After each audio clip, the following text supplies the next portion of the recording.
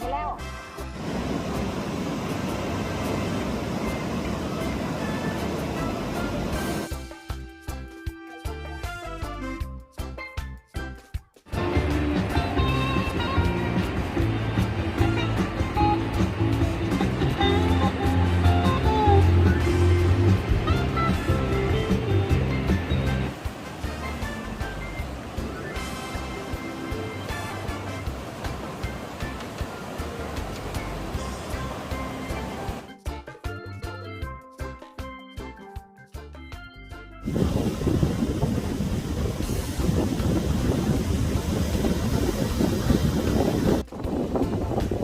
นี่เป็น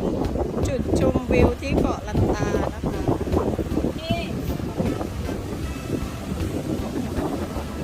วันนี้ในแบบของเราค่ะ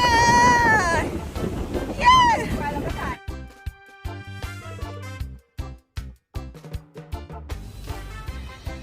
เดบบี้ what you eating hello Debbie hello I'm here Debbie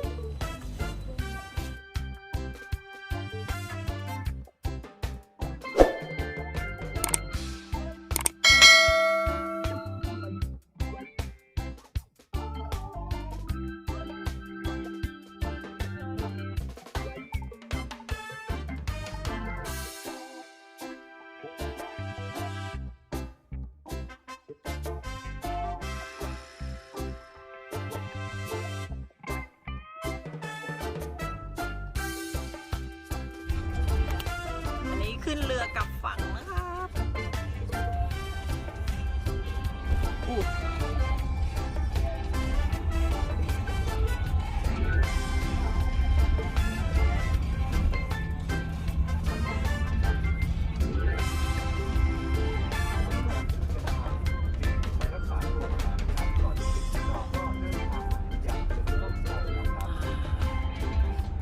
คันแรกเลยจ้า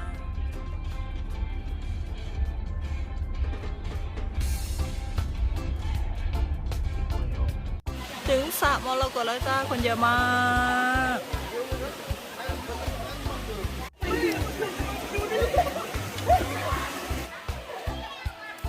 สระมรกต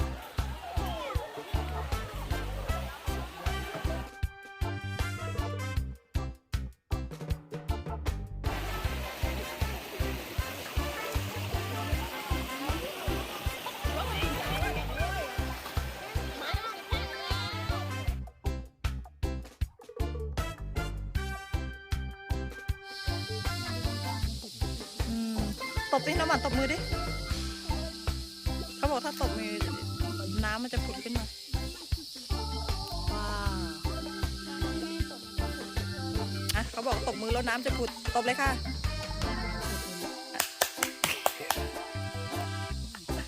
ผุดเลยอยู่ตรงกลางมันผุดอยู่แล้ว